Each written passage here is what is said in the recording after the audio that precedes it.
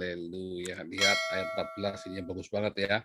Dan Abraham menamai tempat itu Tuhan menyediakan. Sebab itu sampai sekarang dikatakan orang di atas gunung Tuhan akan disediakan. Sebentar. Ya, kita akan ya. Saudaraku, luar biasa sekali ketika cerita Abraham ini. Saya nggak akan cerita semuanya, bisa panjang banget ya. Saya hanya cerita secara ringkas ya. Abraham ini mau disuruh mempersembahkan anaknya yang tunggal. Kenapa disebut tunggal? Karena waktu itu Ismail sudah diusir. Dan waktu Ismail diusir itu ke padang gurun Beersheba yang dan jalan ya, bukan naik onta, mereka jalan. Cuman dibekali 10 liter air dan roti.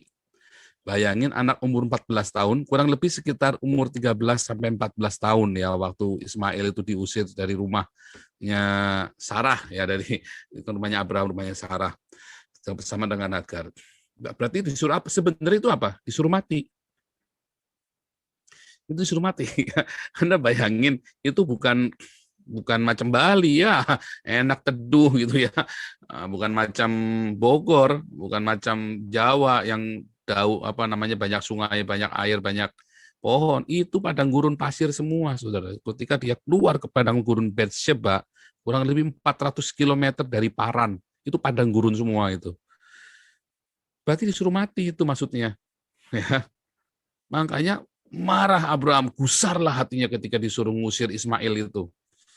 Nah, terus kenapa? Berarti suruh mati. Kan kamu yang suruh, kenapa sekarang suruh aku bunuh dia?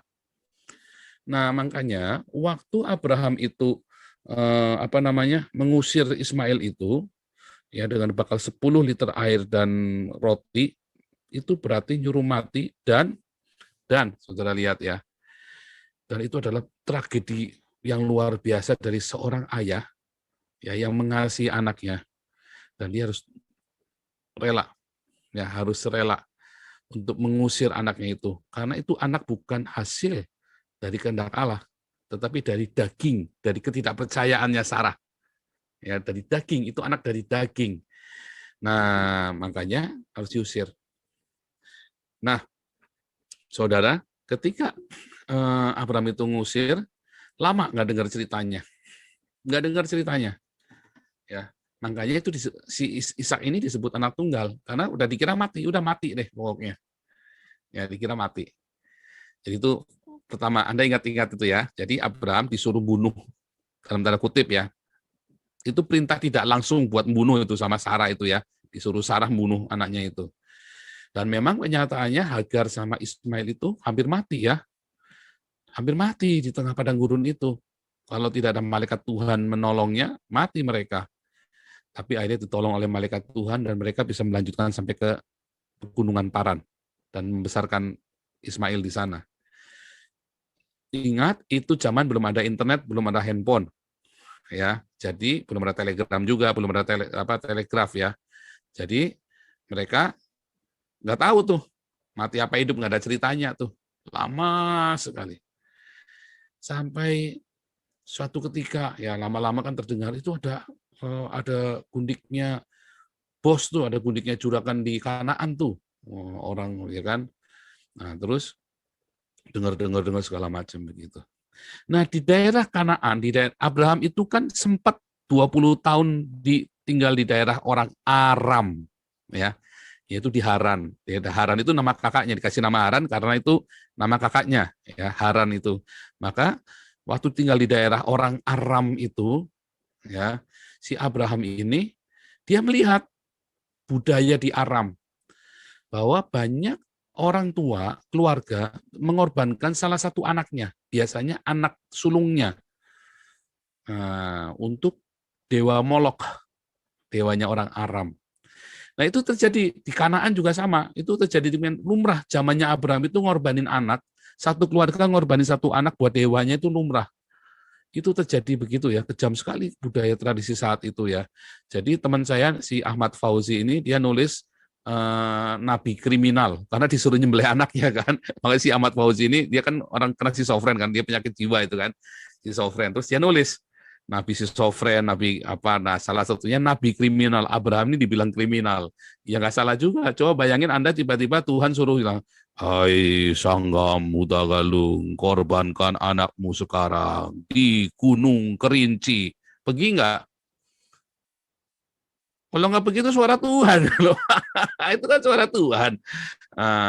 Kalau sekarang pergi bisa ditangkap polisi. Bininya laporan sama polisi, ini udah gila suami gua nih. Laporan. Ya, orang ini sekarang ini lagi geger ya. Nih sekarang lagi geger, suami-suami nggak cuma satu orang, banyak nih ya. Suami-suami lagi dimarahin istrinya gara-gara ikut channel Nabi ke-26. Saya tadi diceritain ya, temannya di Eropa juga sama ya, dia cerita, wah gue dimarahin sama bini gue nih, gitu kan ada ya. Wah yang di Indonesia juga, wah gue dimarahin sama bini gue nih, dibilang sesat karena bini gue lihat. Kakak saya juga nelpon ya, nelpon saya, wah dia dibilangin sesat, dia bilang begitu. Tapi intinya kita nggak lihat ya, suara Tuhan itu seringkali melampaui akal pikiran manusia. Di zaman itu, memang walaupun itu wajar nyembelih anak, zaman itu wajar nyembelih anak ya. Jangan bandingin dengan hari ini, udah 4.000 tahun yang lalu itu ya. Jadi Abraham suruh nyembelih. Kenapa? Karena Yehova Elohim dia lihat, ini orang-orang nyembelih anaknya ke dewa Molok, disembelih aja begitu. Seberapa cintanya Abraham kepada saya? Apakah Abraham juga mencintai saya seperti orang-orang Aram ini mencintai dewa Molok? Maka disuruh, ini anak tinggal satu. Ini anak tinggal satu. Ya, tetapi ingat, Abraham kan sudah nyuruh mati kan Ismail itu. Dan ternyata hidup kan, nggak mati kan. Nah, sekarang tinggal satu nih di depan mata dia. Ibrani 11 mengatakan, karena iman, maka Abraham mentaati apa perintah Tuhan, mengorbankan anak Ishak dengan suatu iman, percaya bahwa Allah sanggup membangkitkan orang yang sudah mati. Ya, Ibrani 11 itu kan disebutkan begitu. Anda cek ya. Iman adalah dasar ya. Dan seterusnya ada iman karena iman. Karena iman Abraham mengorbankan Ishak anaknya, anak yang tunggal. Karena dia percaya bahwa Allah sanggup menghidupkan yang mati. Apa? Ismail, ya kan dia sudah melihat. Jadi Anda lihat ya, pergumulan iman kita itu pertama kecil-kecil, makin lama makin besar. Pergumulan iman Anda, ya setiap kali Anda lolos dari satu pergumulan, Anda akan masuk naik kelas. Dan berkat Anda secara jasmani dan rohani pun naik. Kalau lolos. Kalau nggak lolos, ulang lagi. Ulangi di bawah, tambah nyungsep iya. Tapi kalau Anda lolos, pergumulan itu makin naik. Saya kan pernah cerita, saya ini kan lagi dianggap sesat nih ya, subscribernya cuma 49.000, viewernya paling banyak tapi saya kan, youtubernya viewernya, live viewer paling banyak kan saya kan sekarang ini kan, padahal subscriber cuma 49.000 karena diboikot, ya kan. Tetapi lihat ya, ketika saya dianggap sesat, ketika saya sedang menyatukan, Tuhan suruh saya untuk menyatukan ini kan, sehingga saya berdiri di antara oneness dan trinitas ini kan, saya dianggap sesat. Tetapi itu semua sudah saya alami. Ini yang keempat kali saya ngalamin. Ya dari dulu pertama tingkat kota kecil dulu saya ya, tingkat kota kecil. Kedua tingkat gereja dulu ya, tingkat gereja. Terus kemudian tingkat kota. Dari tingkat kota saya semakin luas. Saya mau naik kelas saya gagal. Yang ketiga saya gagal, saudaraku. Kenapa? Karena saya punya uang. saya punya power. Ternyata salah ya, salah loh. Saya dulu waktu saya SMA, saya sampai diputus pacar saya, coba bayangin itu. Pacar saya yang pertama, coba cinta pertama itu diputus saya gara-gara saya mau unity. Diputus, saya satukan anak-anak remaja itu, anak-anak kan tingkat sekolah itu kan anak remaja. Wah, terus dimarah-marahi Pak Pendeta, saya diputus saudara itu. Itu sama. Makin naik kelas. Yang kedua, saya dihakimi. Nah, sekarang sudah sama pacar saya yang kedua. Wah, pacar saya banyak, saudaraku. Ini yang kedua, pacar saya yang kedua. Lu dihakimi. Kita disidang sama-sama, saudara. Wah, tapi yang pacar yang pertama dia takut sama manusia. Pacar saya yang kedua ini bandelnya minta ampun, saudaraku.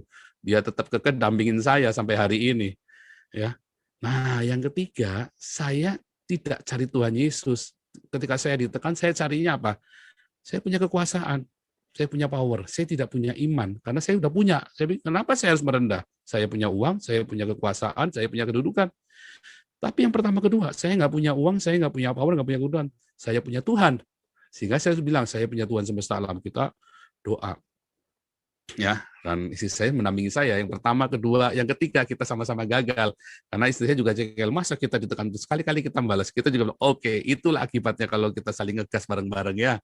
Harus satu ngegas, satu ngerem. Tapi kita bilang, ayo kita hantam sama-sama. Wah, sepakat, ayo kita hajar. Jatuh kami, habis. Yang keempat, kita kan sudah 1, 2, 3. Jadi yang keempat bilang, habis ini nanti terjadi ini. Kita sudah ngeramal tuh. Tahun kemarin kita sudah nebak, nanti habis ini terjadi ini, habis ini terjadi ini. Ingat, lihat ya. Level kita makin naik. Level Anda makin naik loh. Di dalam ujian iman, level Anda makin lama makin tinggi, makin naik, makin naik, makin naik. Percaya saya, tidak akan pernah berhenti itu yang namanya ujian dan pencobaan. Tapi Anda makin nyungsep apa makin naik kelasnya, levelnya. Nah, sama dengan Abraham. Dulu dia ingat Ismail, anak dari budaknya, ya kan?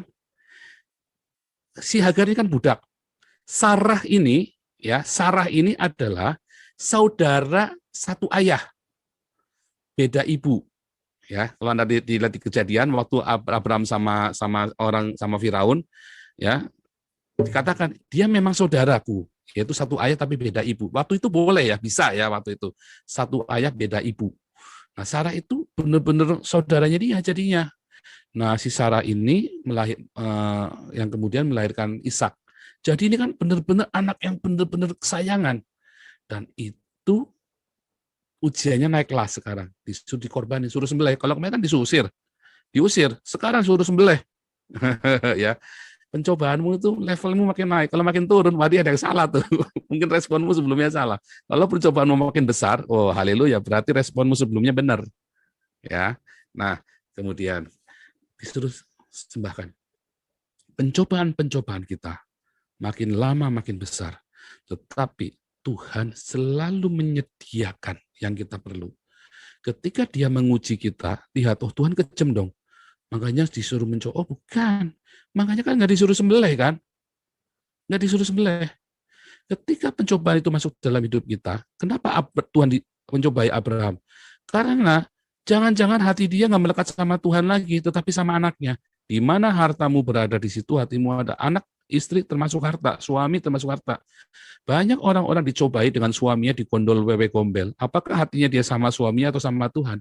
Banyak orang tua anaknya masuk narkoba, kena narkoba. Hatinya dia sama anaknya atau sama Tuhan? Ketika hatinya dia sama Tuhan, dia cari Tuhan sungguh-sungguh, anaknya akan dimenangkan. Tapi ketika di hatinya sama anaknya, dia akan gimana caranya buat anaknya, jika dia menghalalkan segala macam cara tanpa mencari Tuhan terlebih dahulu, maka hati dia sama anaknya. Ingat di mana hartamu berada, di situ hatimu ada. Bahkan dengan orang-orang yang kita kasihi. Makanya Tuhan selalu uji kita. Ya, dulu waktu kami masih tunangan, istri saya selalu bilang, aku takut kehilangan kamu. Dan saya bilang, kalau kamu takut kehilangan aku, nanti kamu kehilangan aku. Dan saya jadi begitu ya, sehingga kamu harus cari Tuhan. Dan kita lagi tunangan itu rohaninya minta ampun ya, ngeroh banget kita itu.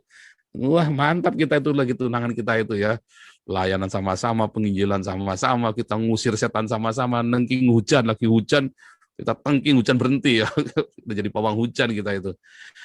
Tapi ujian itu makin tinggi, saudaraku. Level kita makin naik, ya.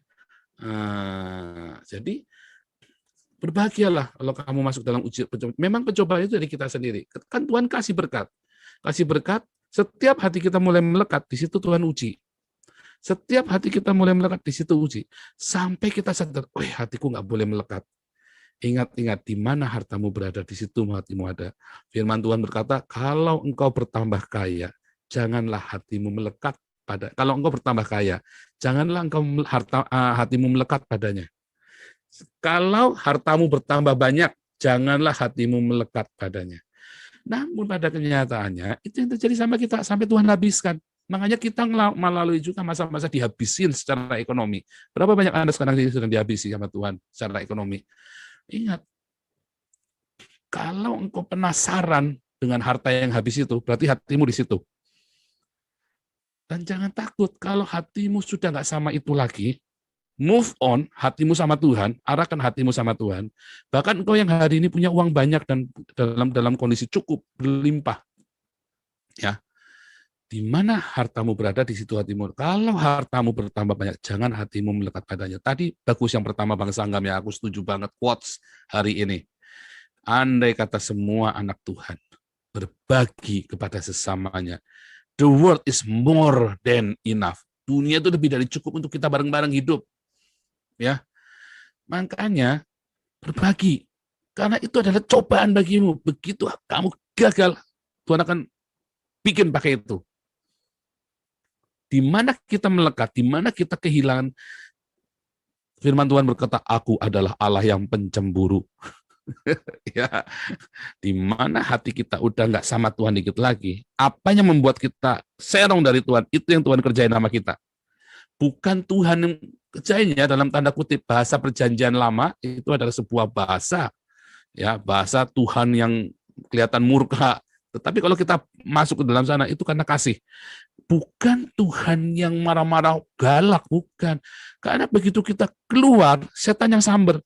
Tuhan tidak akan paksa kita, tetapi setiap celah yang dibangun, yang kita biarkan, itu setan itu masuk. Ingat Yohanes 10, aku gembala yang baik. Aku datang supaya kamu memperoleh hidup dan hidup dalam kelimpahan. Pencuri, tapi setan itu ya, pencuri, pembunuh, dan pembinasa. Ia datang untuk mencuri, membunuh, dan membinasakan. Setiap ada lubang kecil, dia akan datang untuk mencuri, bukan cuma curi, dia akan membunuh, bukan cuma membunuh, dia akan binasakan kamu. Makanya hati kita nggak boleh geser. Yohanes 15, di luar aku kamu nggak bisa apa-apa. Jadi apapun, hal apapun dalam hidupmu yang bikin kamu geser, setan akan samber. Setan akan samber, hancurkan hidupmu. Dan Tuhan adalah Tuhan yang pencemburu. Dia marah dengan kasihnya. Dia marah, aduh kenapa kamu keluar dari aku? Ya, karena begitu hatimu nggak milik Tuhan, maka milik dunia ini. Dan setan akan hancurkan kita, hancurkan Anda. Dan jangan takut ketika engkau sedang di dalam kekurangan. Firman Tuhan kemarin, meskipun ia memberimu air dan roti serba sedikit, tapi kamu akan memandang Tuhanmu, penebusmu itu tidak menyembunyikan diri kamu lagi. Kalau sebelumnya kamu tuh Tuhan nggak jawab, tapi ketika kamu datang sama Tuhan, dengan hati yang benar bertobat, dan hatimu diarahkan sama Tuhan, kalau tadinya Tuhan nggak dengar doamu, sekarang dia akan dengar doamu. Dan di dalam dia dengar doamu, maka di atas gunung, apa di atas gunung? Siapakah yang boleh naik ke gunung Tuhan, Muria? Itu artinya apa? Di dalam doamu, di atas gunung. Di dalam doa kita, Jehovah Jireh. Di dalam doa di atas gunung Tuhan menyediakan. Di atas doa kita, di saat kita naik hari ini ya, jam ini nih kita lagi doa. Saat kita doa, Tuhan menyediakan Jehovah Jireh. Makanya cari Tuhan. Hatimu uji tiap hari. Begitu hatimu melekat, klik sama Tuhan, Jehovah Jireh. Begitu hatimu nggak klik, Tuhan belum kasih. Karena apapun berkat yang Tuhan berikan kepadamu, bukan membawa kepada kebenaran, akhirnya membawamu kepada kebinasaan. Makanya Tuhan belum jawab doamu. Kenapa Tuhan belum Jehovah Jireh? Enggak, Tuhan Jehovah. Apa artinya Jehovah Jireh? Itu adalah sebuah bentuk gramatikal dari kata rah, makanya murah ya, muriah itu ya. Dari gunung Muriah itu ya, di atas gunung Tuhan. Tuhan menyediakan, itu kata Jireh itu adalah bentuk yang imperfect, belum terjadi. Jadi kamu harus naik ke atas gunung Tuhan dulu. Naik ke atas gunung Tuhan dulu, begitu kamu klik sama Tuhan, baru Jireh itu terjadi. Ia akan menyediakan bagimu. Nanggap nggak? Haleluya. Ketika hatimu klik sama Tuhan, ya, maka di situ ada penyediaan, ada perkenanan Tuhan, maka Tuhan akan menyediakan semua yang kita perlu. Saat ada perkenanan dari Tuhan, klik Jehovah Jireh. Tapi kalau kita nggak naik ke gunung Tuhan, nggak ada. Dan itu butuh iman, butuh pengorbanan, butuh tekad. Kita jalan dengan membawa korban hati kita. Apa Ishak bagimu? Apa? Anak sulung bagimu itu yang mana? Uangmu, istrimu, apamu sekarang ini? Itu yang Tuhan suruh korbanin loh. Bukan suruh korbanin sembelih, bukan ya. Bukan suruh sembelih ya, ingat-ingat ya. Tetapi itu artinya dagingmu, kemilikanmu itu loh. Posesifmu. Ingat Matius 19, ya, waktu Tuhan bilang sama si orang kaya ini, jualah hartamu dan bagikan, jualah segala hartamu dan bagikan ke orang miskin. Maka sedihlah orang kaya ini. Di dalam bahasa aslinya, sedihlah orang kaya ini karena begitu banyak posesifnya, kemilikan. Apa kemilikanmu hari ini? Itu yang Tuhan hajar, suruh korbanin. Justru apa yang menjadi kemilikanmu, kalau kamu punya istri yang cantik, jangan-jangan nanti istrimu, nanti kalau kamu memberhalakan istrimu, kamu lebih sayang istrimu dari Tuhan, jangan-jangan dia digondol sama berondong. Kalau kamu sayang sama suamimu, lebih dari Tuhan, jangan-jangan nanti suamimu dibawa wewe gombel. Kalau kamu lebih sayang anakmu, jangan-jangan anakmu dibawa teman-temannya berandalan. Kalau kamu lebih sayang dengan apapun, uangmu apa segala macam. Tetapi di dalam kesendirianmu, di dalam keminimanmu, begitu kau korbankan kepada Tuhan itu semua, dia Jehovah Jireh, dia menyediakan apapun kondisimu hari ini. Jangan hatimu berpikir kamu ingin yang lain, inginkan Tuhan. Karena di atas gunung Tuhan, saat engkau berdoa, Jehovah Jireh, ia akan menyediakan. Jadi harus naik gunung dulu, bawa korban dulu. Apa korbanmu? Yang paling indah dari hidupmu? Istrimu, suamimu, anakmu. Ya, artinya lepaskan, cari Tuhan dan doakan dia. Haleluya. Haleluya.